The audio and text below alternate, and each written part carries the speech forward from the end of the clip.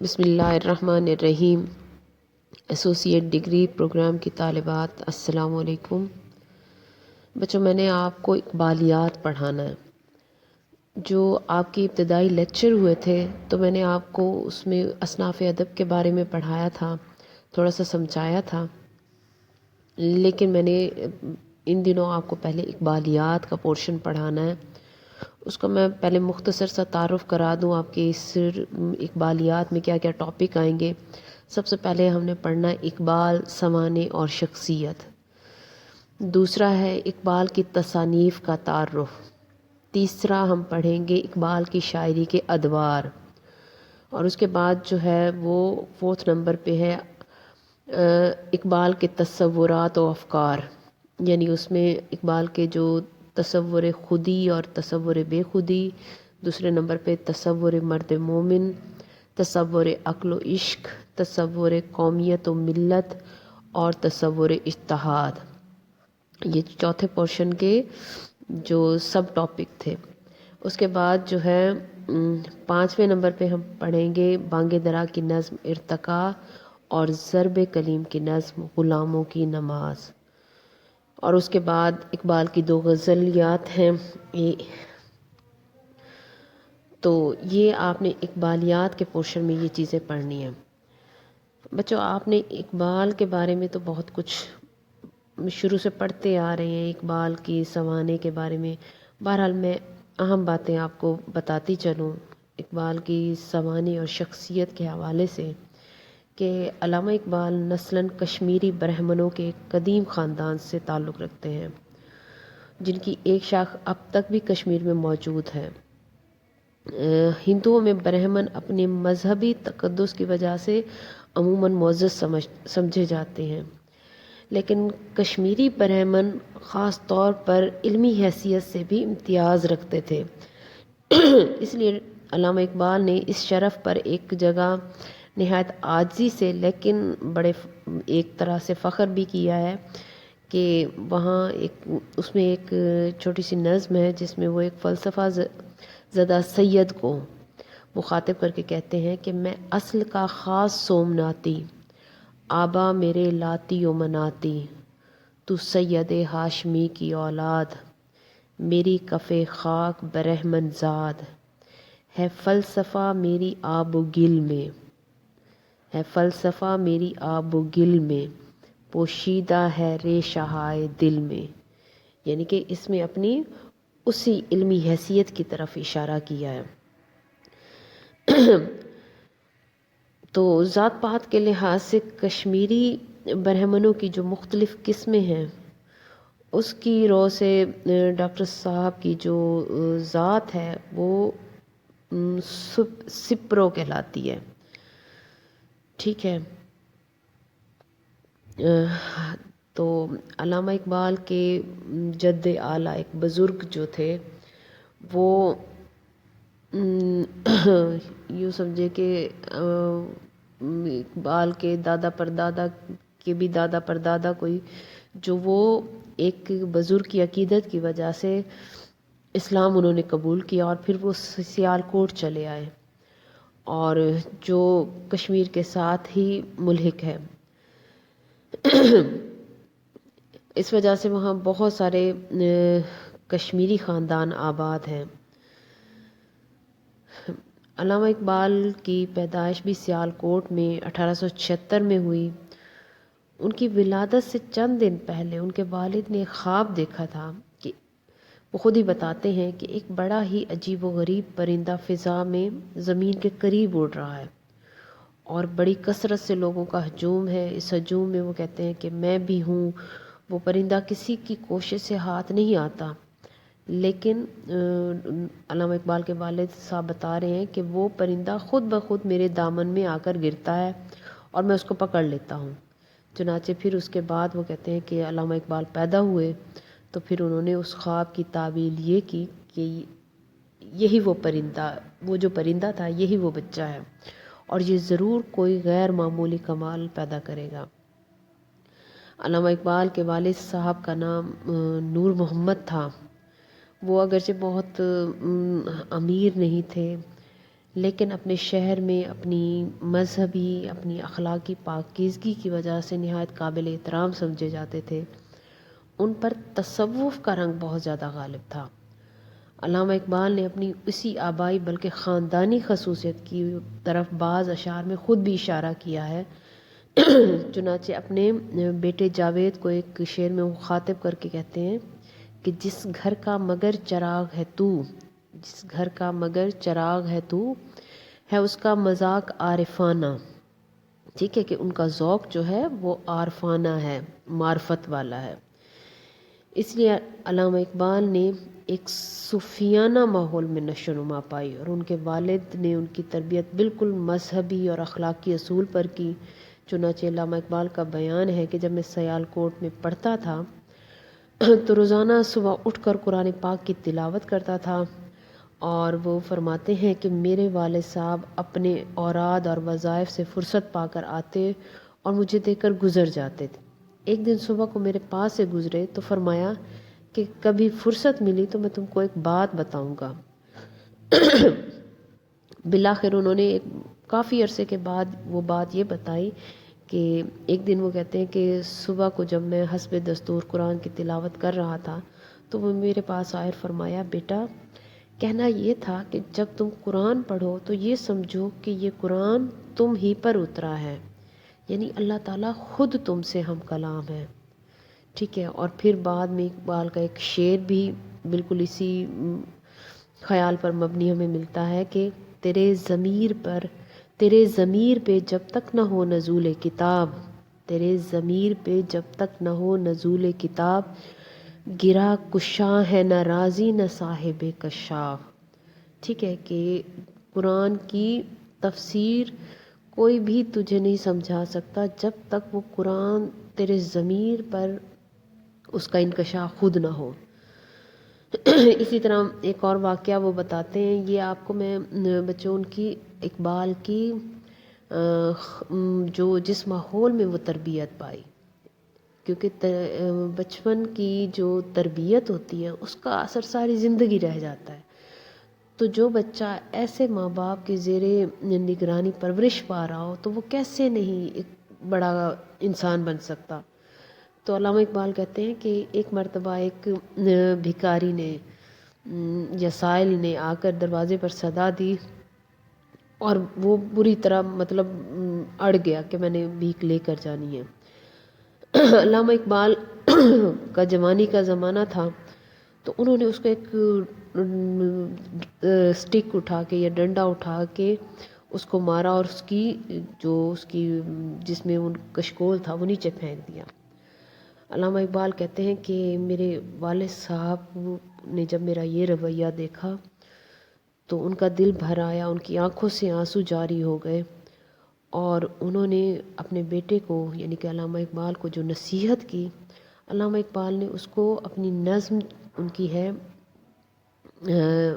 نظم نہیں ان کی کہیں کتاب ہے، رموز بے خودی، اسرار خودی، رموز بے خودی، یہ ان کی مثنوی پر کی حیات میں لکھی گئی جو کتابیں ہیں۔ تو اس میں انہوں نے جو یہ فارسی میں ہے لیکن انہوں نے اس واقعے کی طرف جو اشارہ کرتے ہوئے اپنے والد کی جو حالت بتائی اور جو انہوں نے باتیں کی، اس کو انہوں نے فارسی میں جو بیان کیا اس کو میں آپ کو مطلب بتا دیتی ہوں کہ انہوں نے فرمایا کہ قیامت کے دن جب رسول اللہ صلی اللہ علیہ وسلم کے گرد تمام امت جس میں مجاہد، حکیم، شہید، صوفی، زاہد، عالم اور گناہ گار ہر قسم کے لوگ جمع ہوں گے، اور اس مجمع میں یہ مظلوم سائل فریاد کرے گا اور رسول اللہ صلی اللہ علیہ وسلم مجھ سے اس کا جواب طلب کریں گے، تو میں کیا کہوں گا؟ اب دیکھیں کہ یعنی کہ ساری امت کے سامنے جب حضور پاک صلی اللہ علیہ وسلم جب سوال کریں گے مجھ سے تو میں کیا جواب دوں گا؟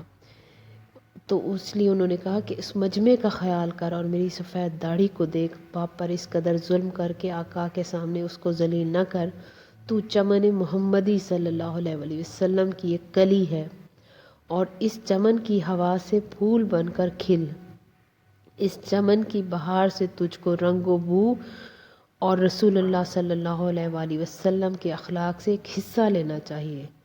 مسلمان کی فطرت سراپا شفقت اور اس کے ہاتھ اور زبان رحمت ہیں۔ جس نے ایک انگلی کے اشارے سے چاند کو 2 ٹکڑے کر دیا، اس کی رحمت عام اور اس کے اخلاق نہایت بلند پایہ ہیں۔ اس لیے اگر تو اس کے مقام سے دور ہے تو ہماری جماعت سے الگ ہے۔ یہ ان فارسی اشعار کا ترجمہ ہے۔ اب یہ دیکھیں کہ آپ نے ایک چھوٹی سی ایک ربائی اقبال کی سنی ہوگی، وہ بھی اسی خیال کے سوری بچے کہ مجھے نا زکام کی وجہ سے میری گلا بار بار خشک ہو جاتا ہے۔ تو جس طرح اقبال کے والد انہیں کہہ رہے ہیں کہ شرمندگی کا جو احساس ان کے اندر بیدار ہوا ہے، تو یہی فکر اقبال کے ہاں بھی پیدا ہوئی۔ اقبال کی ایک بڑی خوبصورت، یعنی کہ ہمارے استاد ڈاکٹر شفیق صاحب فرماتے ہیں کہ میں نے اس سے بڑی نعت نہیں سنی۔ وہ فارسی کی ربائی ہے کہ اقبال اللہ تعالیٰ سے کہتے ہیں کہ تو غنی از ہر دو عالم من فقیر، روز محشر عذر ہائے من پذیر، کہ اے اللہ تعالیٰ تو ہر جہان میں غنی ہے اور میں فقیر ہوں، روز محشر عذر ہائے من پذیر۔ اس لیے اگر میں قیامت والے دن آ کر اپنے گناہوں پر کوئی بہانے بازی کروں یا میں کوئی عذر تراشوں تو یا اللہ تو مان لینا اس کو۔ گر تمہیں بینی گر حسابم را تو بینی ناگزیر، اگر تو یہ دیکھے کہ میرا حساب ناگزیر ہے، کسی طرح یعنی کہ معافی کی گنجائش نہیں نکل سکتی، از نگاہ مصطفیٰ پنہاں بگیر، تو مجھے حضور پاک صلی اللہ علیہ وآلہ وسلم کی نگاہوں سے چھپا کر پکڑنا۔ تو یہ دیکھیں کہ یہ والد کی جو فکر تھی وہ بیٹے میں کس طرح آئی ہے۔ بہرحال یہ ان کے والد تھے جن کی تربیت کا اثر، کیونکہ تربیت کیا ہوتی ہے کہ ماں باپ کا کردار، ان کا عمل اور ان کی کہی گئی باتیں وہی بچے کے ذہن اور دل میں ایک بیج کی طرح ہوتی ہیں، اور وہی بیج جو ہے تناور درخت بننا ہوتا ہے، انہی چیزوں نے ہی بڑھنا ہوتا ہے آگے، یہی تربیت ہوتی ہے۔ علامہ اقبال کی والدہ مرحومہ بھی ایک دیندار اور بہت عبادت گزار خاتون تھیں۔ انہوں نے بھی ان کی مذہبی اور اخلاقی تربیت میں بہت حصہ لیا۔ علامہ اقبال جب ان کی وفات کے بعد انہوں نے نظم لکھی تھی والدہ مرحومہ کی یاد میں، تو اس میں وہ لکھتے ہیں کہ خاک مرکت پر تیری لے کر یہ فریاد آؤں گا، اب دعائے نیم شب میں کس کو میں یاد آؤں گا، تربیت سے میں تیری انجم کا ہم قسمت ہوا۔ والدہ کو کیا کہہ رہے ہیں کہ تربیت سے میں تیری انجم ستاروں کا ہم قسمت ہوا، گھر میرے اجداد کا سرمایہ عزت ہوا، دفتر ہستی میں تھی زریں ورق تیری حیات، تھی سراپا دین و دنیا کا سبق تیری حیات۔ کیا تھا کہ دین و دنیا کا سبق تھی تیری زندگی، کہ اپنی والدہ سے انہوں نے دین اور دنیا کا سبق دونوں لیے تھے۔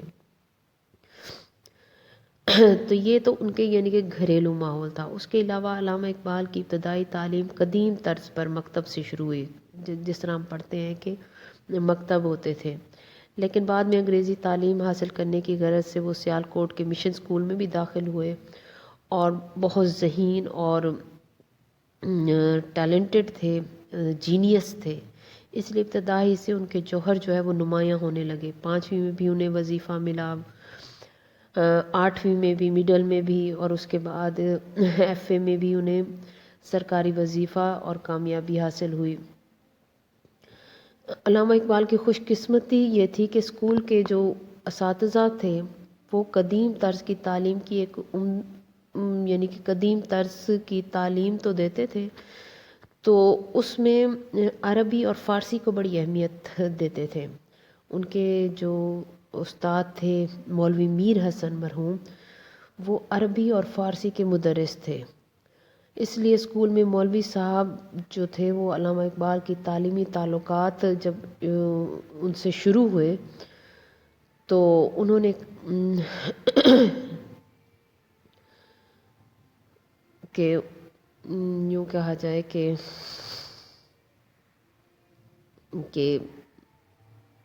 سوری بچوں، میں تھوڑا ادھر متوجہ ہو گئی تھی.